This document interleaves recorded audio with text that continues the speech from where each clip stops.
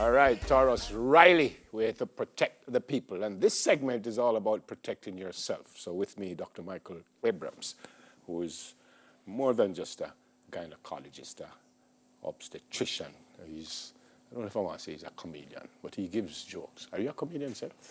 I don't know you. Call me anything you want. I've been called so many things. Whatever you want to call me. But you do comedy? Occasionally, when I feel like. So you're a comedic doctor? I guess that would be appropriate. Where did comedy come from in the first place? I can't really tell you where that came from, It just evolved. I didn't plan to do it when I was in med school. I planned to be a doctor. And I had just a series of experiences. I remember Joan Andrea Hutchinson asked me to speak at a launch of some function, and I combined comedy and humor. And Blacker Ellis asked me to do the same thing. That was the first time you did it? No, I remember when Blacker asked me, I gave a talk about how humor helps your health. And at the end of it, I said, I want to try some stand-up. And I did a few minutes, and then it just changed after that. So this all came after you got into medicine? Right, after I finished med school, after I finished obstetrics and gynecology. Yeah. And then the social commentary came after that. We kind of take everything, make joke. And when things like this happen, we had Gilbert and this big song come out that everybody still find funny even today. Yes. And you're seeing the videos, the memes about even what's going on now. Yes. That's not necessarily anything wrong with that, is it? No, it helps to ease the stress. Because many of us are terrified. Some people are absolutely terrified. And you find that humor helps to ease the tension. Humor actually helps your immune system. And you want a strong immune system at this point in time. So better you laugh than you cry or stress out yourself. What do you tell the parents who have these kids at home all day, every day, and they're certainly not accustomed to that? And even when the kids probably were at home, the parents were at work. But not everybody at home. The workers are at home, the kids are at home. What do you tell the parents? How they deal with this?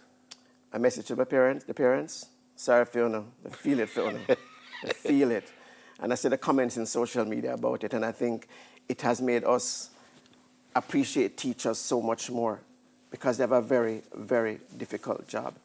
A very difficult job. And I think this outbreak, this pandemic, is going to teach us a lot. Yeah. I think we're going to learn a lot about human behavior, and I think we're going to see the best of some people and the worst of some people as well. You're going to see extraordinary acts of kindness and extraordinary acts of selfishness at the same time. Yeah. I think we learn a lot. This is a great social experiment. Well, I actually I've said that a couple of times this morning, that it is a good teaching slash learning moment. It is. How do you think we are handling it overall?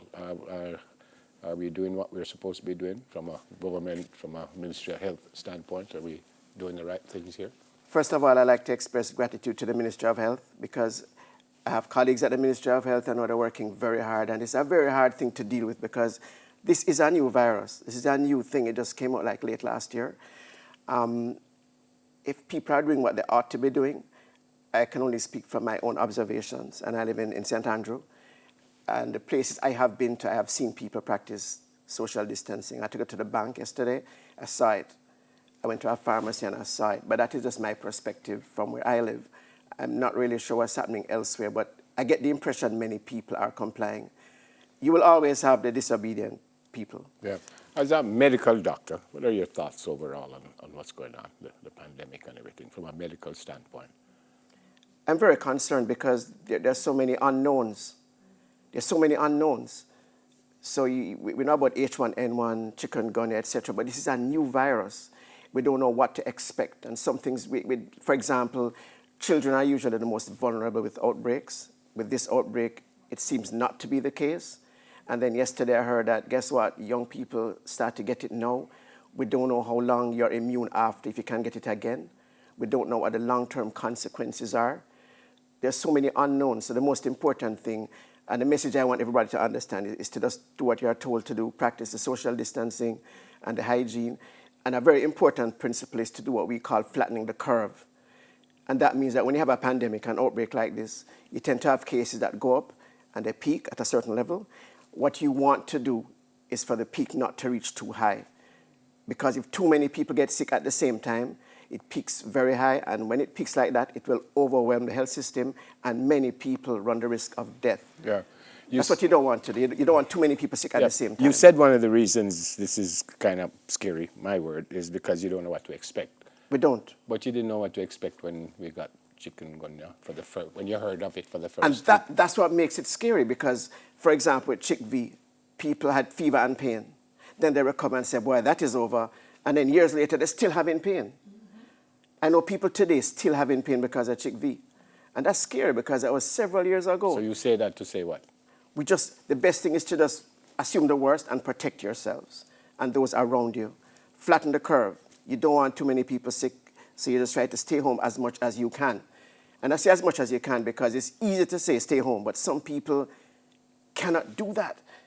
If you don't have a regular salary and you have to go out and work like you're a day's work or you're a barber, it's going to be very difficult to just stay home. Mm-hmm. You may be already living on the edge, and many of us are already living on the edge, and it makes it very difficult.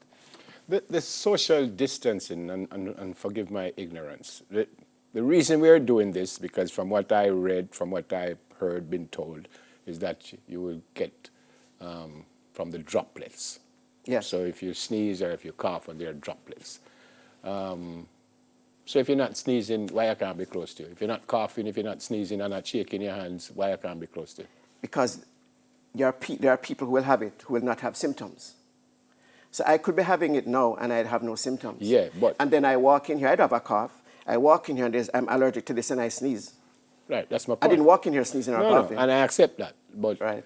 if Jodie is beside me, and she's right up beside me, yes. I don't sneeze, she don't sneeze, I don't cough, she don't cough, we don't shake hands, that and shouldn't again, be an issue. It's very difficult to know exactly what happened because at first they said it was not airborne. Then after that, recently, they think, guess what, it probably can survive in air a little bit. Which is different, though, from me passing it to you. No, true, but you made us exhale or laugh or something and there's expelled particles. You just don't know. And they may linger for a while. There are so many things we do not know. What about the masks that I'm told is not necessarily will help anybody? Will that help in any way? If you have symptoms and you think, for example, if you're sniffling or coughing a bit, you really should stay home. But if you can't and you're having symptoms like that, like a runny nose, it's best to do that to protect others around you. Yep. Or if you're around others with symptoms, it's best to do that to protect yourself.